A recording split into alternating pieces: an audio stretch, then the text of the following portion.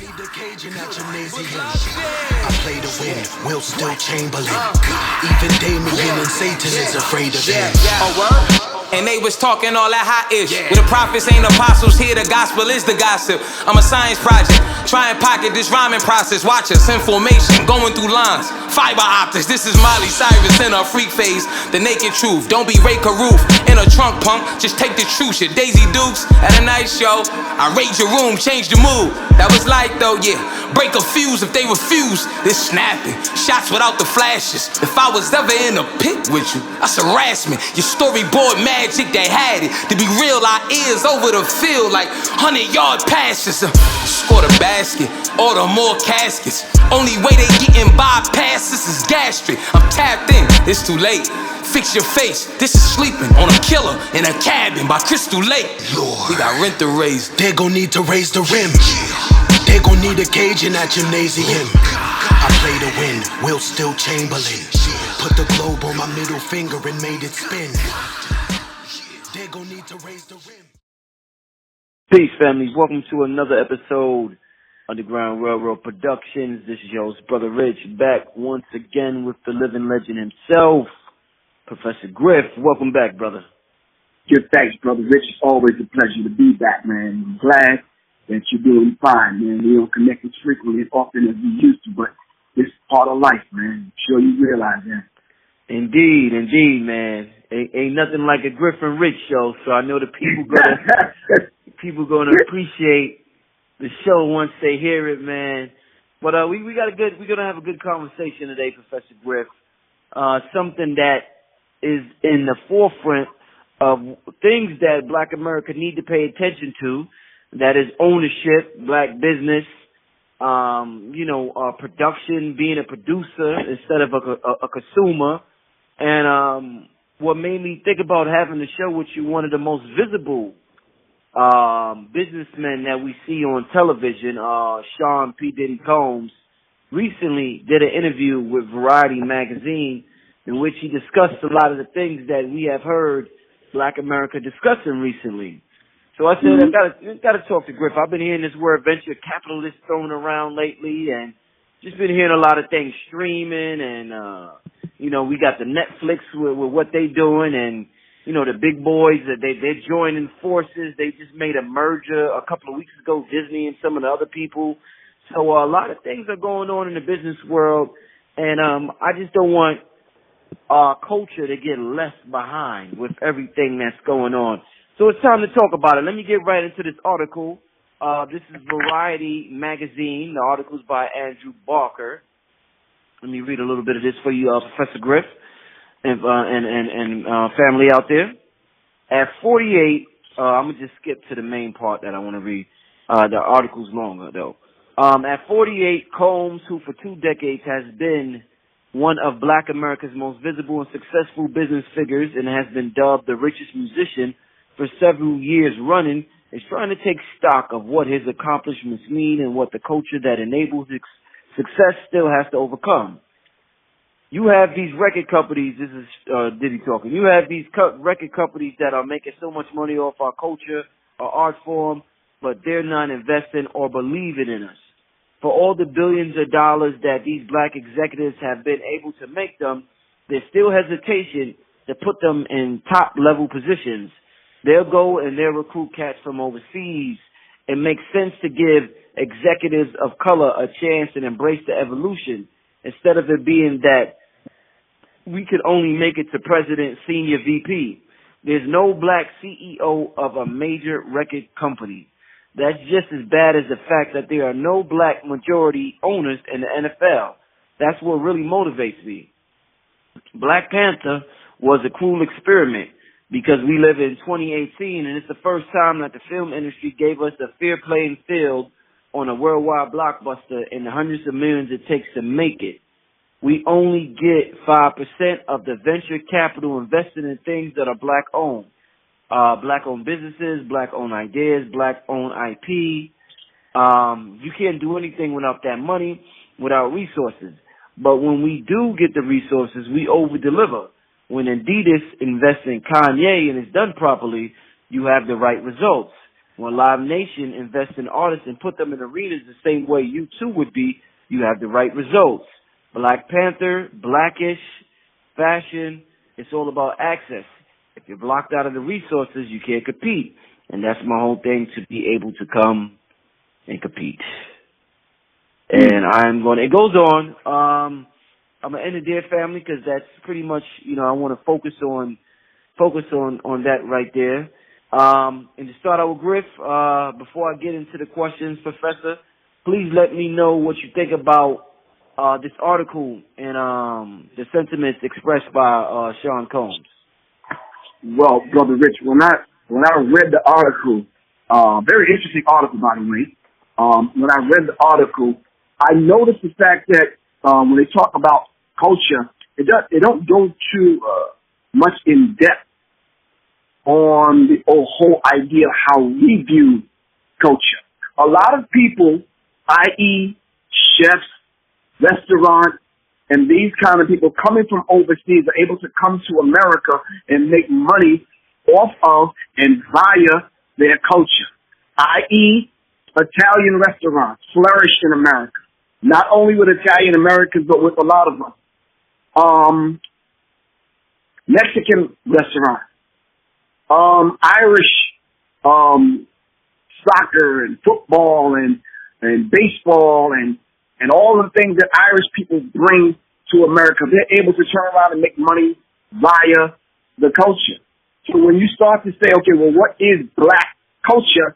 And you define and redefine black culture, then you can say, okay, how is it that we can make money off of our own culture? Well, if our culture has been robbed from us and other people are now able to come and recognize the value in black culture and then seize the time, so to speak, then they're actually making money off of black culture by redefining black culture. So when you look at the magazine and you see P. Diddy on the cover of the magazine, which in this case, I admire what the brother actually had to say in the particular article.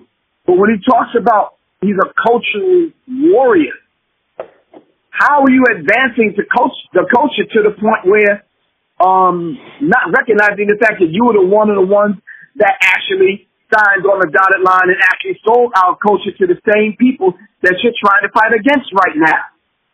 Are you following what I'm saying, Brother Rich? Mm-hmm. He was one of the ones back in the day that took and seized the time and said, well, wait a minute. I could take advantage of this whole idea of sampling. I could sample our culture, put some new innovative artists over it, sign with a white record company and a white distribution company, repackage black culture to sell it back to black and white people on a global scale. But now that he's recognized that, he can honestly say, now, okay, I have to change that particular dynamic.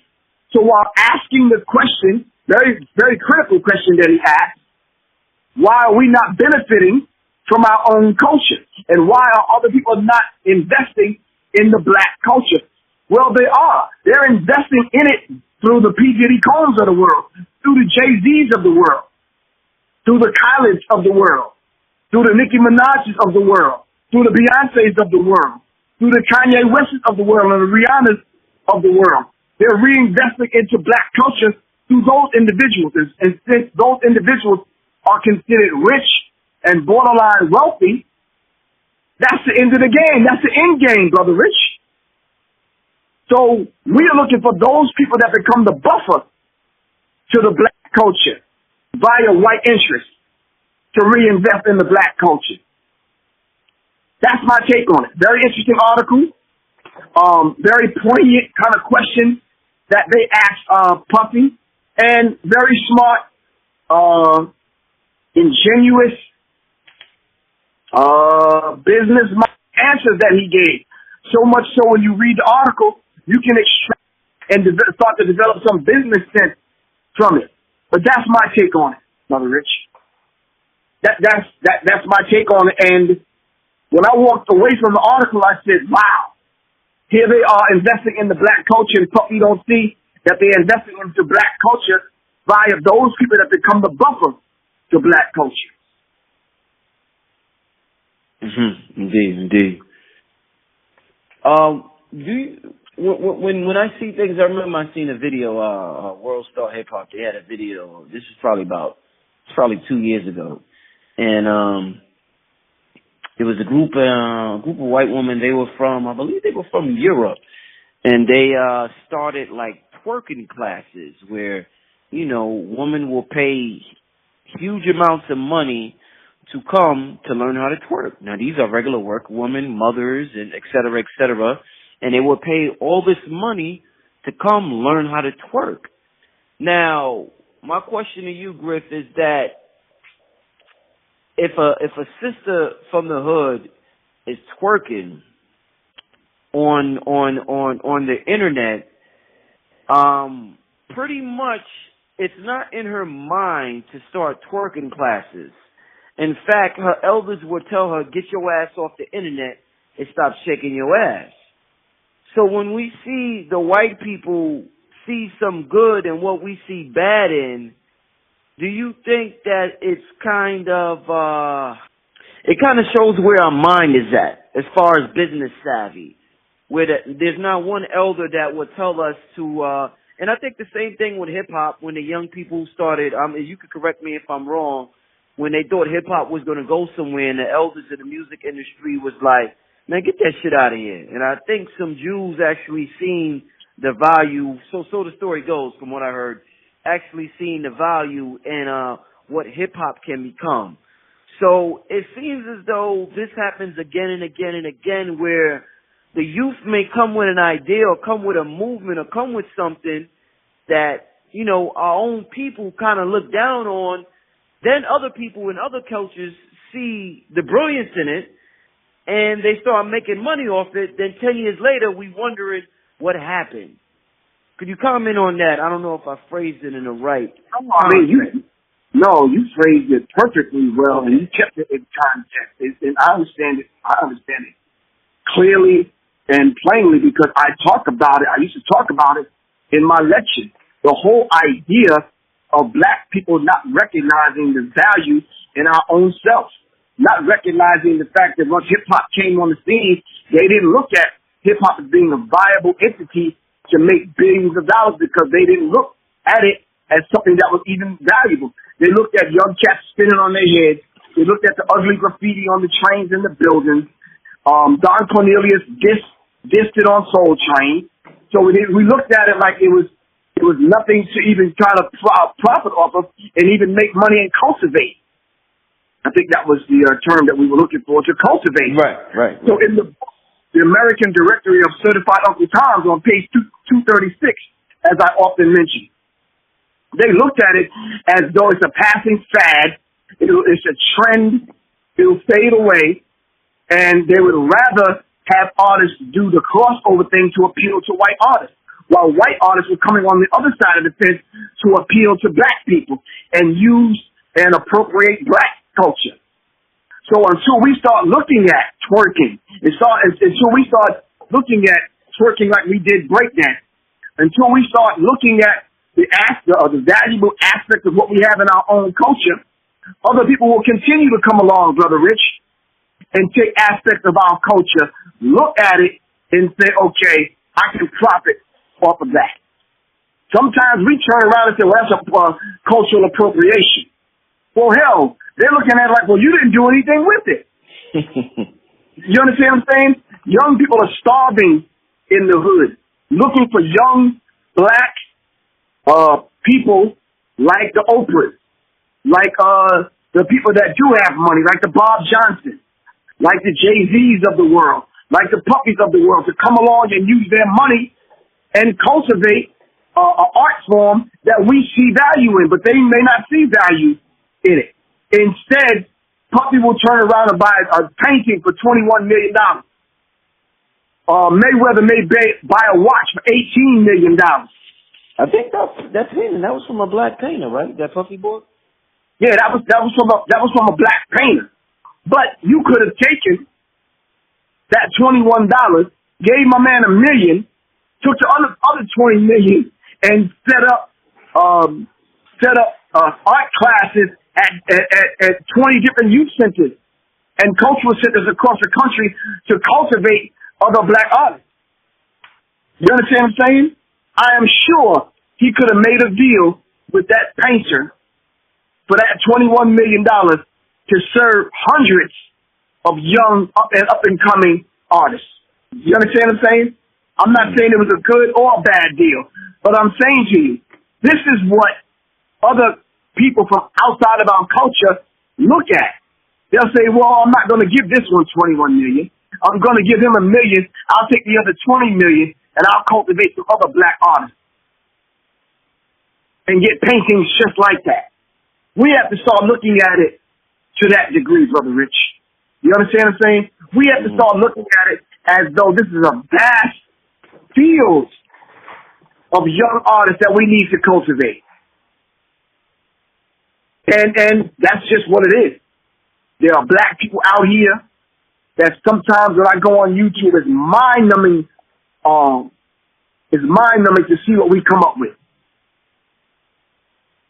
And then to turn around and see some of us have the money to cultivate these artists, but nothing is done with it. We play it safe by doing things that we see that always work.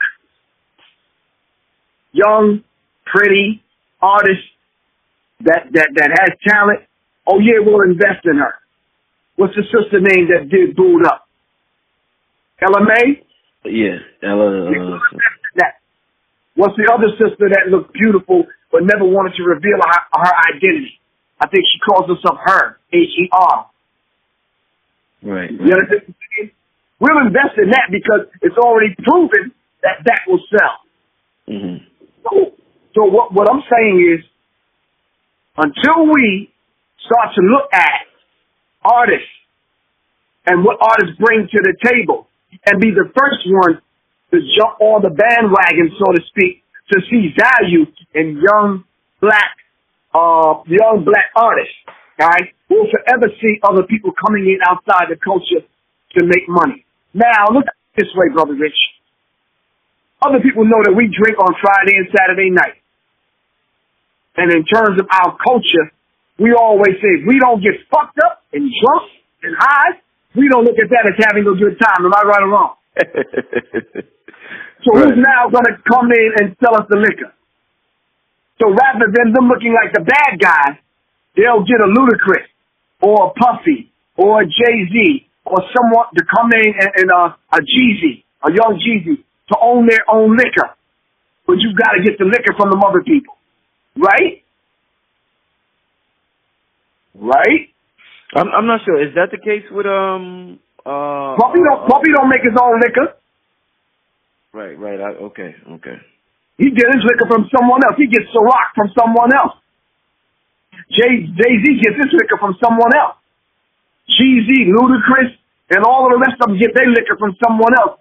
Someone that sees that they need to come in and service a need and a want. So rather than them coming in and look like the bad guy, oh, I'm going to make all the black people drunk and make money off of them. Well, what I'll do is come in and use the Jay-Z's and the Ludacris and the Puppies and the rest of them as a buffer to make me some money. That's how Jay-Z and the rest of them making their money right now. Of all those negative things that are in the hood that we call part of our culture. And it's even in the songs, it's in the terminology. Oh, yo, Brother Rich, what did you do this weekend? I don't know, man. I got fucked up.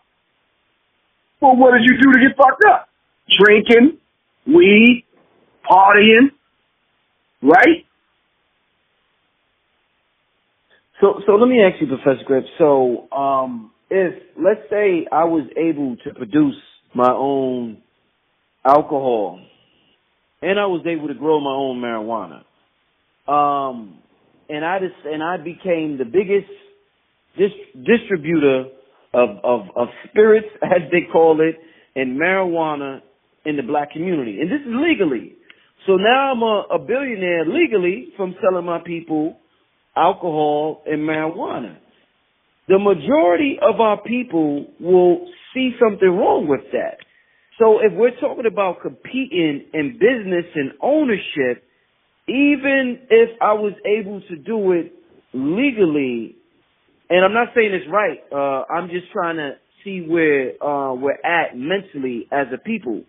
Right. If I'm able to do that legally and I own 100% of it, nobody can say a white man or this man or that man controls this. My people will still say, yeah, you poisoning the community. But if we don't own it, we're still complaining and saying they own it. So doesn't it seem like a lose-lose situation if Puffy doesn't control the alcohol, saying he's selling it for somebody else, but if somebody owned all of it, our people will still get criticized for selling our people alcohol and marijuana. So in a situation like that, Professor Griff, is it with business sometimes, is it a lose-lose situation? No, it's actually a win-win situation, simply because alcohol and marijuana are not the only things that we use for negative reasons. They have additional purposes. We use alcohol in certain Yoruba rituals and other rituals that we perform coming out of Haiti, coming out of, which is the voodoo, coming out of Africa, which is some of the other rituals and traditions that we have.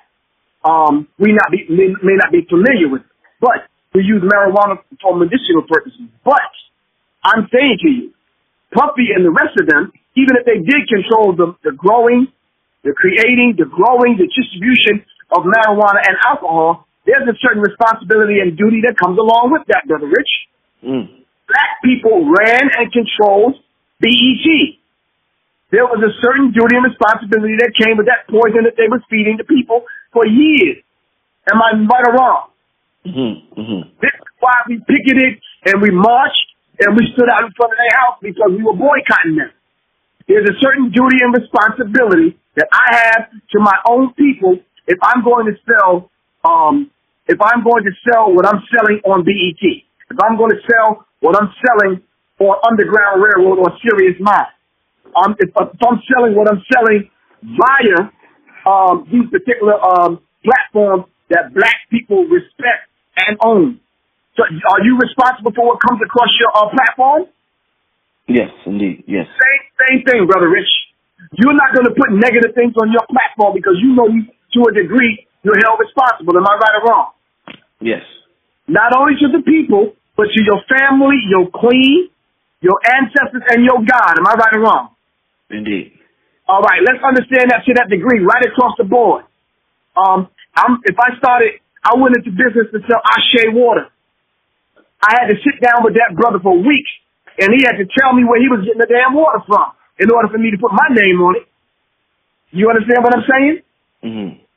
I can't sell the people death, but because I might end up being a millionaire selling water, I say, well, hey, I came up and I pulled myself up by my bootstrap. If I can do it, you can do it. I can't take that kind of attitude. I'm responsible to the people. I'm responsible to the people that what comes across Serious Mind. Even when I went over to World Star, I had to have conversation with them and say, listen, y'all know what kind of person I am. You know what I've been doing on Brother Richard's show all these years. You know what I've been doing on my show. So I can't sell people death. I can't do the naked chicks and the hood fights. And nope, I got to be able to balance that stuff out and do something positive. They said, okay. Even with what you and I talk about on here, I got to be held responsible for it. It's about collective networking with one another. It's about taking charge. It's about ownership. It's a responsibility. And this is what I respect about what Puffy said in the Variety article. I can respect that. Along with the business techniques that he suddenly kind of put out there for us to use to come up. What he did to come up, I can't necessarily respect that because I can't throw a shine under the bus. I can't throw a lock under the bus. I can't do that. And that's just my personal thing. Some other people may look at it different. I'm not trying to take shots at Puffy. We all know the history and the story of Bad Boy. That's for somebody else to tell. But I'm saying I need to take a certain kind of duty and responsibility and ownership on what I feed the people. Professor Griff, on Nas' latest album, one of the things he said is that inclusion is a hell of a drug. Do you think with our people when we're talking about black ownership and black executives and, just, building, and later on in the article he talked about Black Wall Street. But do you think inclusion is more important to our people than actual wealth and actual ownership? No, and ownership is the main thing. Once we own it, then we can. If I set up a restaurant and I sold this thing that we reluctantly call soul food, right? Mm-hmm. Which you and I know soul food is not necessarily healthy for us, right or wrong? Mm-hmm. Indeed. Okay, we're not going to argue that point. We'll be here all night. If I set up a soul food restaurant, Sylvia's, if I own that, right? A, I do the responsibility to the people. B, will I allow white people to come get some soul food if they came up to Harlem? You goddamn right. I would include them on that level. If they wanted to buy into my restaurant, of course I would. I would let them buy in. I'd still be all across the country. I would have a clause in there, though. You have to have a certain amount of black people in management. You have to have a certain amount of black people on every level of the restaurant. Cooks, servers, the suppliers, distributors, owners, managers. Follow what I'm saying? Mm-hmm. It's just that the business model is jacked up. We include them and we let them come take over the restaurant. Now, who could better sell soul food to black people better than black people? Black people, right or wrong? Indeed. We let other people come in and sell soul food back to us. Then they get the recipe, they marginalize it, no more soul in it. They move us out of management, they move us out of ownership, and then they take it over. And by the time we end up going to Sylvia's, which is a soul food restaurant in Minnesota, it's not even black no more. Are you digging what I'm saying? Yeah. No, we need to stay in a certain percentage of management. We need to have a certain percentage of ownership. We need to have a certain percentage of who's in the kitchen, who's on the floor, and that's the only way we can have this whole idea of inclusion. Sylvia's restaurant in white ass what's that place in Dix Hills on Long Island. Now, no black people live out there. Alpharetta, certain places in Atlanta. Don't know Morningside. Don't know black people live there. So we're going to set up a black soul food restaurant there? Of course white people are going to come. They always come to everything that we set up. Are we going to include them? Of course we are. Are we going to keep a certain percentage of it? We have to. If we're going to keep it black and keep it soulful. Are we going to have a red, black, and green out front with a black fist? Probably not. We don't want to scare them off. We want to include them. We want to include them this time, brother, which are our terms. One of the things Diddy said in the article was that I didn't even realize it. I don't pay attention much to the music industry per se, but he said there's no black CEO of a major record company. Now I don't know how many major record companies are still around. But just like you just said, who better to sell soul food to black people? Black people, because they know the ingredients, they know what we like. In my mind, I'm saying, who better to be a CEO of a major record company that's selling black culture? A black CEO, because they know exactly what black culture entails. They know about the black youth. They know about, trends. They know about fashion, all this stuff. So why, if you could figure it out, Griff, and you could say, I've got a soul food restaurant. I'm selling to black people. I should have a black chef that knows how to sell this because this is black, so-called black food.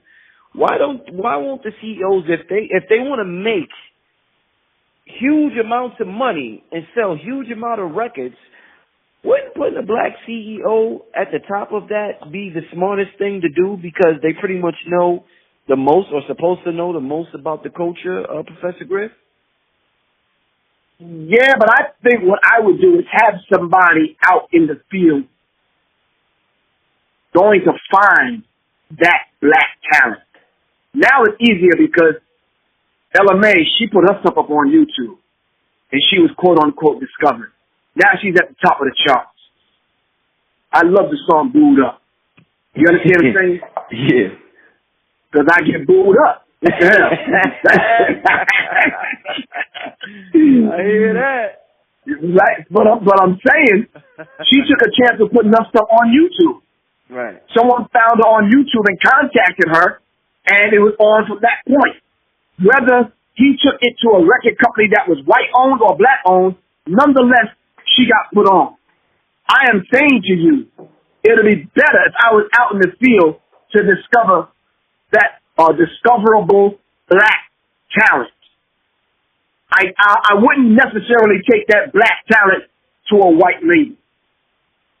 If there was a label that was run by black people and it was ran right, all right, and I know I can do business with that black label, I would rather do business with that black label because black people know how to cultivate black talent, i.e. Motown, i.e. Stax, right. i.e. Philly International. Right. You understand what I'm saying? I'm not necessarily saying that they're the only ones that know. I'm saying, but we've had success in the past. Mm-hmm. So, yeah, I would do that. Are there labels around now that are major labels that are owned and run by black people? No, they're not. They're just not. Are we getting a fair shake with the Pandoras and the Spotifys and these entities? Probably not. You're getting less than a couple of cents for every stream or every download. So it's not fair. You understand what I'm saying? They still have the upper hand. Unless you're getting on tours, unless you're getting endorsement deals, unless you contemplating on signing a 360 deal, you're not really making a lot of money with any of these labels. Unless you know how to have someone that know how to work social media and move you in position where you're playing the numbers game, because that's the game you and I playing. That's the game we play every week. How many views did this thing get for somebody to advertise on your show? How many subscribers did Brother Rich and Professor Griff have before I advertise with them? It's the numbers game, and you know that well, Brother Rich. Right or wrong? Mm-hmm. So it's the numbers game. Are black people set up to play the numbers game? There's not one company that I know, and I've been putting this out for years. Trust me, Brother Rich, and listen to what I'm about to say. Where's that company that's calculating all the numbers across the board, that's working all of your social media that can get you ads, Brother Rich? There's no such black company, and I've been putting that out for years. I want to find a black company that's set up to handle all of Professor Griff's social media. Well, I don't have to do that, put up a damn flyer and go checking Instagram 3 times a day, checking Twitter, checking Facebook, see how my YouTube numbers are doing. Where's that black company? As much as we're on social media, where's the black company to do the numbers that could connect the people that need to add to the people like you and I that have the platform to service the ad? There's no company like that. I don't know of one. How many times you got to go up on social media to see what your numbers are doing, Brother Rich? Yeah, you got a lot. You got to keep half the damn day. Are you following what I'm saying? Where's that company? I'm just putting that out there. I'm willing to work with somebody to work my social media. I'm willing to pay them. I'm willing to have that same company go get me people that need to add. There's entrepreneurs out here, Brother Rich, that need to put an ad up on this show that we're doing right now. How do they get in touch with us? How do we get in touch with them? How do we say to them, our show do millions of views? Because it's perpetual, right or wrong. Indeed. Once we put the flyer up, and then somebody will take the show and put it on their platform. Somebody else will take it. It's forever. People from all over the world will watch this show that we're doing right now. Who wouldn't want to put an ad up because you know it's going to be seen, and you know we're going to talk about it. But come on, man, we're going to get the numbers. It's a numbers game, Brother Rich. And people know that. And right now, let me tell you something, Brother Rich, and this is sad. That cat video that went out and got 950 million views. What's that white woman's name that did, hello? Adele. Mm-hmm. Adele had fucking 90 million, 100 million views? Damn, Childish Gambino had 300 million views. Who would want to put an ad up on there? That platform. Right. Or commercial, a video commercial at the end of that platform. It's a no-brainer, Brother Rich. It's a no-brainer. But we don't have those companies that are set up. Are white people looking at that right now? Do they have algorithms right now that can track this video to see what kind of numbers it do overseas? The sad part about this, Brother Rich, is somebody will snatch this video off of YouTube, put it on their channel, and they monetize their channel. They get all the views and hit. And they'll eat off of you and I, Brother Rich. Tell me I'm lying. Yeah. They'll eat off of you and I. That's just the numbers game and how it's played with social media. What do you think? Do you think Black Panther? Will we see more? I think it was the third highest gross. If it's a numbers game, because you're talking about a numbers game, so let's talk some numbers. I think it was the third highest grossing movie of all time. Hit the $1 billion mark. All black cast, black director, black guy produced the soundtrack. If it's a numbers game, will this result in more black blockbuster movies with black cast and black directors and whatnot, Professor Griff? I'm not being racist, which I can't be because I don't run shit. I'm not being prejudiced. And I'm laying this out before I make this next statement. I'm not being overly white or black or Jewish or Mexican or whatever. I'm not being homophobic. I'm not being any of those things. I'm going to answer that question very truthfully. Right now, there are white Jewish people with money that in position at these movie lots that are looking for the next director that could pull together a cast, and they're looking for that next script. They'd be foolish not to. Ask some of your white Jewish friends. They'd be foolish not to. Who's that next hot producer? Who's that next hot director? What's that next hot script? You understand what I'm saying? Indeed. Who's that? What's that? I mean, I had inside scoop that as soon as Black Panther hit the $200 or $300 million mark, white people started looking for comic book scripts because I was one of them. They came looking for my comic book. Come on, Brother Rich. I don't know if you're one of the ones that got email or that text message. I contacted everybody I know that had a comic book. And I said, yo, I got the scoop. Cats in Hollywood are looking for, because if you got a comic book, storyboard already done, right? Mm-hmm. Script already written, right? Come on, talk to me. Characters already there, right or wrong. Indeed. So that's what they're looking for. So right now, it's a trend in Hollywood for them to get the pseudo hip black guy that has connection, that's in the hood, that know that fresh new talent, that got a fresh script, pseudo about, for example, I went to the movies the other night. My wife wanted to see something, and I said, okay. Boots Riley from The Coup. What's the movie that he put out, man? Black movie. I forget the name. I know what you're talking about. Oh, come on. How could we do that, man? Something. Come on, we can't even do that to the brother. Hold on. No, I'm sorry. I can't even do that. I got to look it up right now. I'm on my phone right now. Look it up. Bruce Riley. Hold on. Bruce Riley. Bruce Riley directed Bruce Riley. It's a very good movie, man. Very sorry to bother you. Directed by Bruce Riley of The Crew. Right. Beautiful film. Beautiful film. Go see the film. Yeah. Keep hearing about it. I think it's moving up the charts, man. You understand what I'm saying? Directed by a rapper, an MC from the hip hop community. See, that's what they're looking for, Brother Rich. Mm-hmm. That could easily be Mos Def. Come on.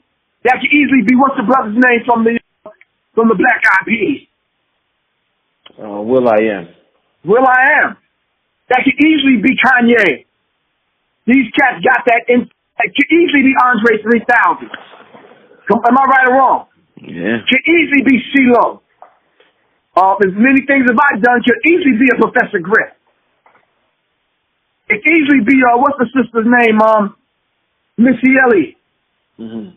Could easily be a Lauryn Hill. So they're looking for that kind of talent, man. But what Puppy said is true. Will they discover that, quote unquote, do business with that black talent and put up the $2 million needed, like Dame Dash put up and gave you Lee Daniels? It's gonna take. Look, Brother Rich. Let's be real. The Oculus is sitting still right now because I need $50,000 to produce the film. Would a black director come in? Would a black entrepreneur come in and say, Griff, that's all you need is 50 stacks? Here you go, let's go. I'm gonna need 80 back from you. Got you. Mm-hmm. Will they come in and finance a Professor Griff film? They may not. Will a white Jewish company come in to finance a Professor Griff film? They may. They may see value in it. Mm-hmm. I'm open. I'm not gonna turn it down. It's be seen, Brother Rich. I'm willing to do business with businessmen. I don't care what your complexion. If you're asking me to sell my soul for a few dollars, go look somewhere else. It's not gonna happen with Professor Griff. Mm-hmm. Nah. So the Oculus is sitting still. Shout out to all those people that donated to the Oculus GoFundMe. But what am I gonna do with $1,800? I can't make a film with $1,800. I need $50,000 to make the film. Right now, I need $46,000 to make the film.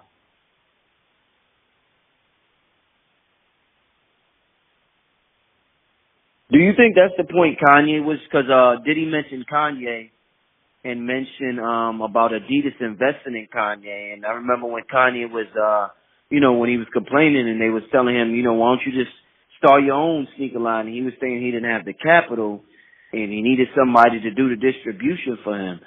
So can you relate to Kanye with what he was talking about and why he made with the move with Adidas, being that you're in the situation you're in with your film Oculus? Can you see why some black people were signed to Adidas or Nike or certain companies like that? Well, I'm going to be very transparent and very open, and maybe some people are going to diss me for it or come at me for it. Black people are putting me in the position where I got to go across the railroad track to get the film made. I have no other choice. I don't have $46,000 to make the film. There's a couple of them other people that's like, look, we'll make it for you. This is what we're going to need. Sign right here. What am I to do? If I'm going to get the film made, I got to go across the tracks and make that deal with them other people. Will people come at me for it? Probably so. Will they say I'm a sellout? Probably so. Will they say, no, they probably will. Either do that or the Oculus doesn't come out. I put it out there that I'm making a film. I'm putting out there I need $48,000. No one black has stepped up to the plate. Other people that don't look like us said, okay, Yeah, we can get that done. I may not have 46. I got 35. Can you do it? I said, well, I got a guy from Lion Imagery that will work with me to get this done. He'll travel, you know, he'll eat fast food. He'll work with me to get it done. I'm bringing my own video guy with me. You understand what I'm saying? Mm-hmm. I gotta hire my son to do sight and light and sound. Can I pull it off and get it done? Yeah. I got people on standby right now. The Ashwa Quations and the Phil Times and Anthony Browders and those people that know this subject. You understand what I'm saying? That's participating in this film. I even got some researchers that found the people that cracked the code for the Oculus. But all of them on standby because I gotta pay them something. I need a camera crew. I need some other, my sound guy from Lion Imagery, he gave me a production list of equipment that we might need. What was that? 5 stacks we need? $10,000 just for equipment. So this is real, man. This is real. So we are looking for an investor right now. We can't give them 50%. We can't give them no more than 30. Because if we give them more than 50, they're going to own the film, and we can't do that. We have to be able to own it. So that's the numbers game. That's the reality of what it is. So Kanye West is absolutely correct on the level that he wanted to put out his sneaker line. He probably got to sign with Adidas or someone. In order for me to put that film out, I got to talk to them other people. Some of them have often said to me they still playing that black, white, other game with me, and I'm not. It's like, come on, man, that's tired and old. Tired and old, man. Mm-hmm. I got a comic book done. I'm working on comic book number 2, which can easily be a short film. So rather than putting a comic book out, why can't I put a comic book out and a short out at the same time? Right. So I'm in a position to do that. I need the capital to do it.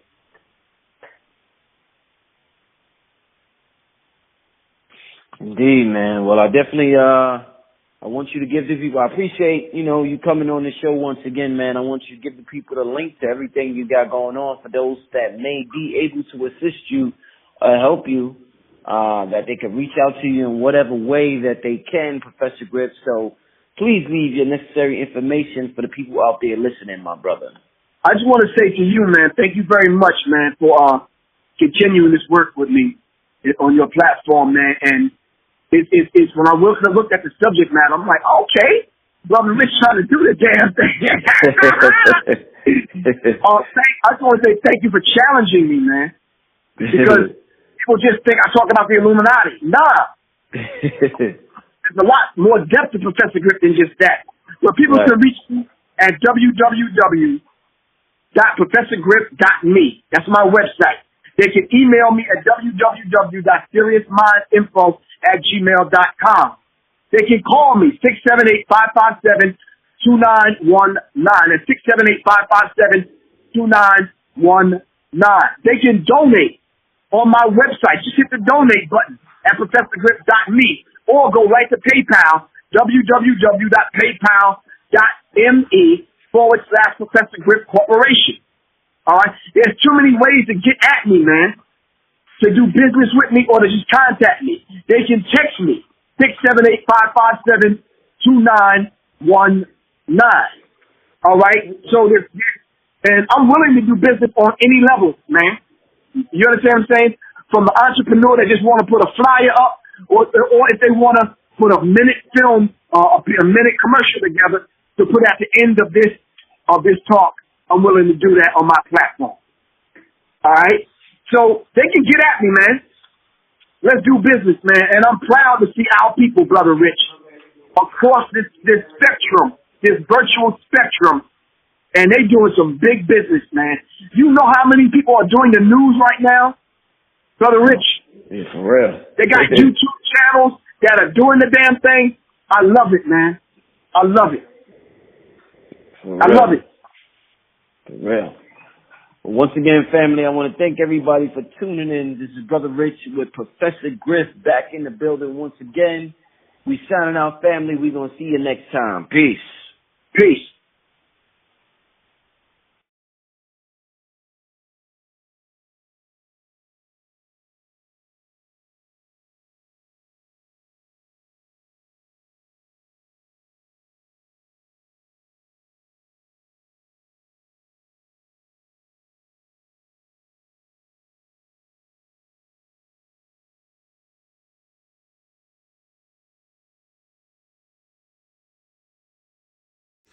They gon' need the cage in that gymnasium. I play to win, Will still Chamberlain. Even Damien and Satan is afraid of him. And they was talking all that hot ish. When the prophets ain't apostles, here the gospel is the gossip. I'm a science project, try and pocket this rhyming process. Watch us in formation, going through lines. Fiber optics, this is Miley Cyrus in her freak phase. The naked truth, don't be Ray Caruth in a trunk punk, just take the truth. Shit, Daisy Dukes at a night show. I raid your room, change the mood. That was like though, yeah. Break a fuse if they refuse. This snapping, shots without the flashes. If I was ever in a pit with you, that's harassment. Your storyboard magic, they had it. To be real, our ears over the field like 100-yard passes. Score the basket, order more caskets. Only way they getting bypasses is gastric. I'm tapped in, it's too late.